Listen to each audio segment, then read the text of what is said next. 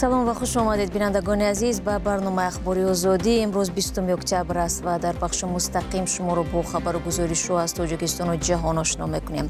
Нахуст таваҷҷӯҳ намоед ба сархати мавзӯъҳо. мехост бо дасти муҳоҷири тоҷик аз занаш халос шавад, аммо ҳам худаш боздошт шуду, ҳам иҷрочии фармоиш. акнун ба Стрикен таҳқиқи парвандаро назорат мекунад. Дональд Трамп ба Украина тамаҳавк надод, аммо пешниҳод кард, ки ҷанг дар ин кишвар фавран баҳс шавад. ба назари ман ҷанг бояд фавран баҳс шавад. дар ҳамон хатҳои ҳастанд баҳс кунанд. ва яке аз чеҳраҳои барҷастаи насри муосири тоҷик даргузашт. дар душанбе маросими видо бо нависандаи халқии Тоҷикистон Кароматулло Мирзоев баргузор шуд. вазорати умури дохилии Тоҷикистон дар ҳамкорӣ бо ҳамтоёни русия худ як гумонбар дар ҳамла ба зане дар Қазонро боздошт намуда ба Русия супоридааст. Кумитаи тафтишотӣ мегӯяд, фарди муттаҳам ҳафтаи гузашта ба зан бо корт ҳамла намуда, сипас ба Тоҷикистон ферор мекунад. ҷабрдида дар беморхона бистарӣ шудааст. Александр Бастрикин таҳқиқи ин парвандаи ҷиноятиро зери назораташ гирифта, ҳамчунин ду тоҷики дигарро низ дар ин робита дастгир намудаанд. мавзӯъро ҳамкорам Наби Холиқзоди дома медиҳад. Рифат Султонов зодаи Тоҷикистон ва гумонбар дар суиқасд ба ҷони ҳамсари як тоҷири қазонӣ аз Тоҷикистон ба Қазон оварда шудааст. дар ин бора хабаргузори Реальное время иттилоъ додааст. суиқасди фармоиши рӯзи 14 октябр сурат гирифтааст. зодаи Тоҷикистон ки зоҳиран шаҳрванди Русия низ ҳаст, ба гуфтаи мақомоти Русия ба Ирина Шевироваи 34 сола дарафтода ва гарданаш чанд дафъа корт зада, ҳамон шаб ба Тоҷикистон фирор кардааст. вазорати корҳои дохилии Русия рӯзи 18 октябр гуфт ки Рифат Султонов дар ватанаш яъни Тоҷикистон боздошт шуда, масъалаи истирдодаш дар ҳоли баррасӣ аст. бино ба гузоришҳо ӯро рӯзи 19 октябр барои посух додан дар назди қонун ба Қазон бозпас фиристоданд. мақомоти Тоҷикистон дар бораи ин парванда ҳанӯз чизе нагуфтанд. Рифат Султонов ягона гумонбар дар ин суиқасд нест ва дар робита ба парванда дар Татаристон 6 нафарро боздошт карданд. дар миёни онҳо фармоишгарони эҳтимолии суиқасд, соҳибкор ва шавҳари ҷабрдида Иван Шевиров ва хусураш низ ҳастанд. сардори хадамоти амниятии ширкати онҳо ва ду тоҷиктабори шаҳрванди Русия низ дастгир шуданд. нашри русизабони Реальное время гуфтааст, ки фармоишгарон барои анҷоми суиқасд ва қатли зан беш аз 5 миллион рубл подош ваъда карданд. мақомот мегӯянд ки таҳқиқи ин парвандаи пурсару садо таҳти назорати Александр Бастрикин, раиси кумитаи тафтишотии Русия ва яке аз сиёсатмадорони муҳоҷирситези Русия қарор дорад, ки аксар вақт муҳоҷиронро ба қонуншиканиву ҷинояткорӣ муттаҳам мекунад, агарчи омори расмӣ дигар чизро нишон медиҳад. رو می‌ریم به موضوعهای دیگر. ولادیمیر زلنسکی رئیس جمهوری اوکراین گفت که آماده است در بوداپشت پایتخت مجارستان با دونالد ترامپ رئیس جمهوری آمریکا و ولادیمیر پوتین پرزیدنت روسیه ملاقات و درباره قطع جنگ در کشورش گفتگو کند. او در یک مصاحبه با تلویزیون آمریکایی NBC گفت باور ندارد پوتین آماده پایان دادن به این جنگ باشد.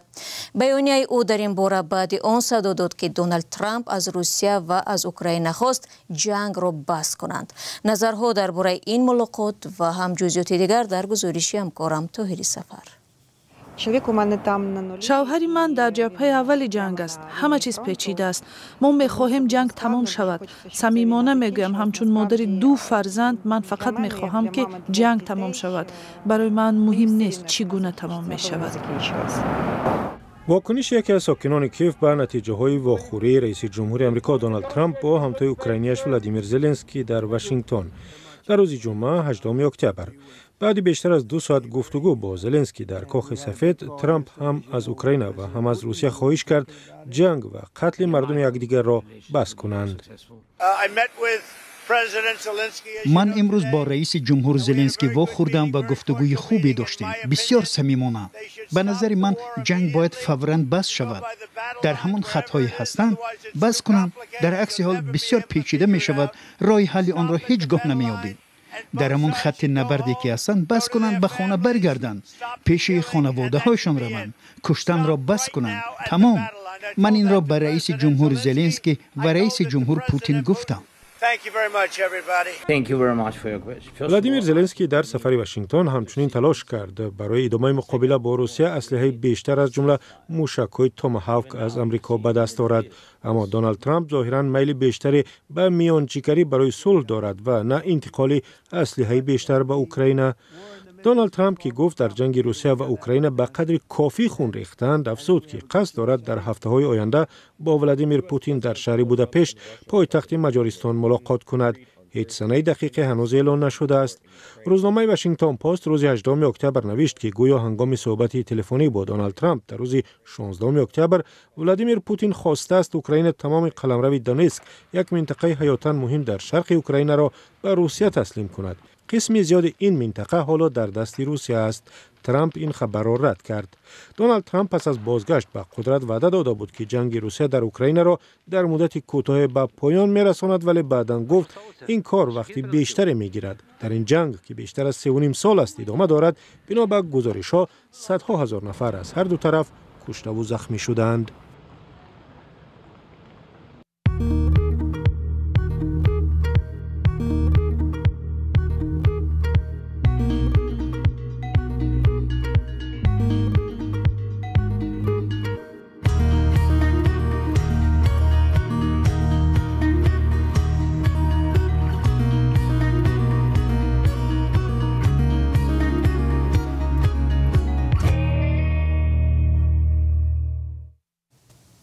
شما برنامه اخباری رادیو آزادی را تماشا دارید. بعد از 2 روز بیماری شب گذشته کرامت الله میرزا نویسنده خلقی تاجیکستان در سن 83 درگذشت. او برنده جایزه دولتی به نام رودکی و از شناخته ترین نویسنده های تاجیک بود. معروف ترین آثار او کتاب های در آرزوی پدر و مرگ بیگناه است که از روی هر دوی آنها فیلم تهیه شده است. همکارانم با رادیو صوفی و ارشاد سلیمانی میگویند کرامت الله میرزا طبق وصیتش در وادی حصار به خاک سپاریده شد.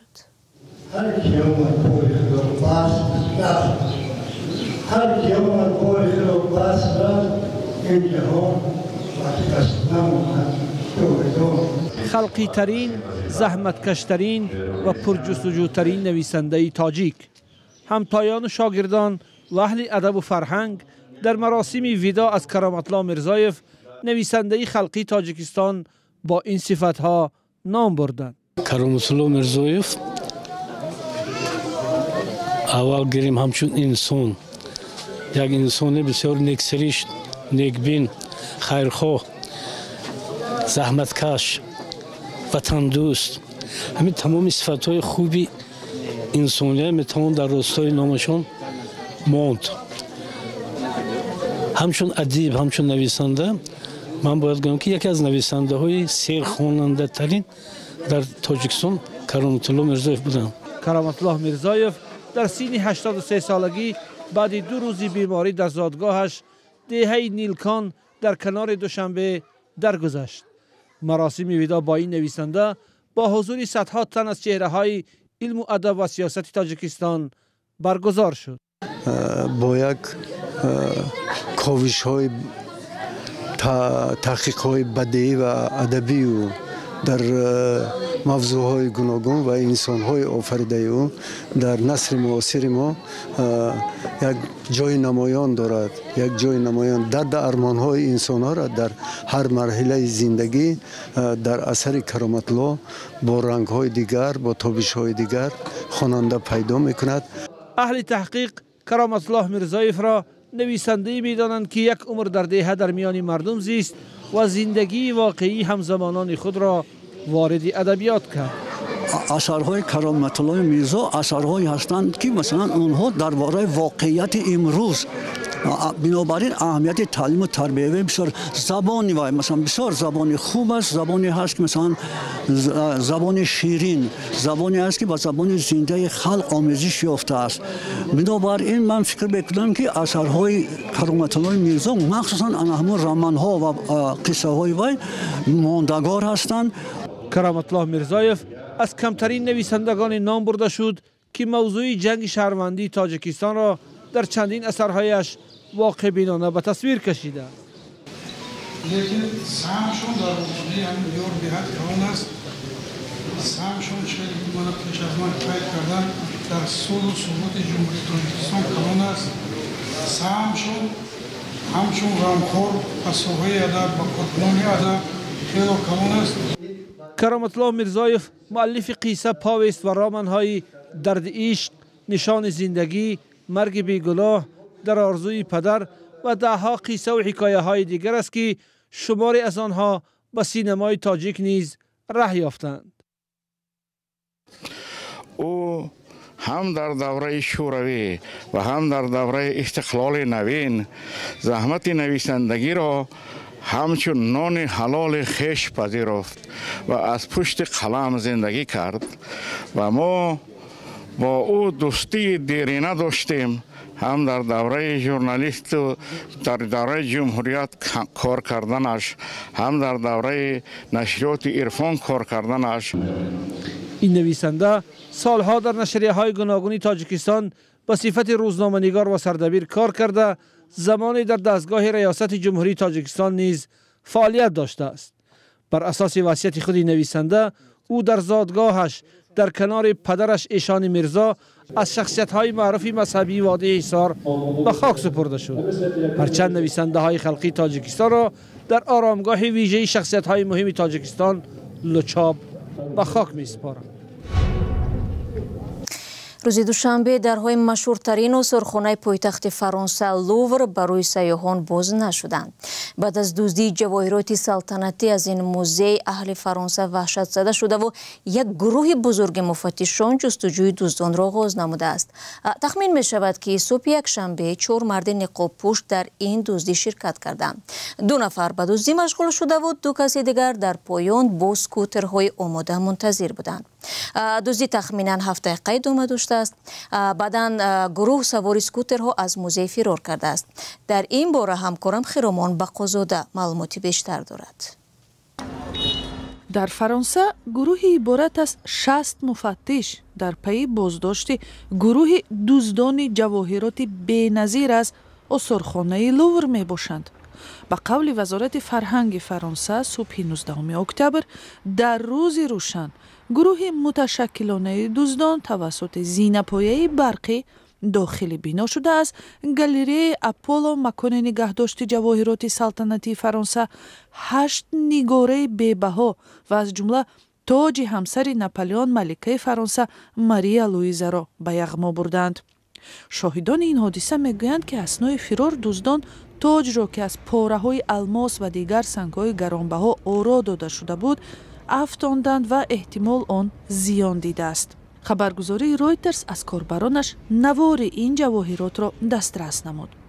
دزدی باعث واکنش‌های غضب‌آلود در جامعه فرانسه گردیده، مسئله امنیت مؤسسه‌های فرهنگی را در مرکز توجه قرار داده است. در آثارخانه لوور سال 1911 نقاشی مونالیزا را هم ربوده بودند. بعد از 2 سال تفتیشات معلوم شد که دزدی را یکی از کارمندان موزه تشکیل کرده است. دزد بازداشت و نقاشی بی‌بها به جایش برگردانیده شد. و در شهر یریوان جسد عایشت بویمرود و دختری از چچنستان را پیدا کردند که در پی خشونت خانوادگی روسیه را ترک کرده بود. در این باره پلیس ارمنستان خبر داده است. چند پیش یک فعال حقوق گفت که عایشت بعد آن که برای ملاقات با یک دوگانش بیرون رفت ناپدید شد. برخی تخمین کردند که شاید دختری فراری را گشته به چچنستان بردند. بویمرود و بویوری یک سازمان عمومی حقوق که به دختران و زنان قفقاز شمالی دستیاری دراز میکند چچنستان را ترک کرده بود. دوستان مهربان، با همین مطلب برنامه اخباری آزادی را به پایان میبریم. چون همیشه خبرهای بیشتر از این را میتوانید در سامانه azadi.org پیدا کنید. این چنین صفحه های ما در شبکه‌های اجتماعی اینستاگرام، تلگرام و تیک تاک و فیسبوک در خدمت شما ایزان است. اگر خود شما هم شاهد خبر یا حادثه شدید لطفاً با رادیو آزادی در میان گذارید. تا فردا خود را احتیاط کنید عزیزان و خدا نگهبان هر یک.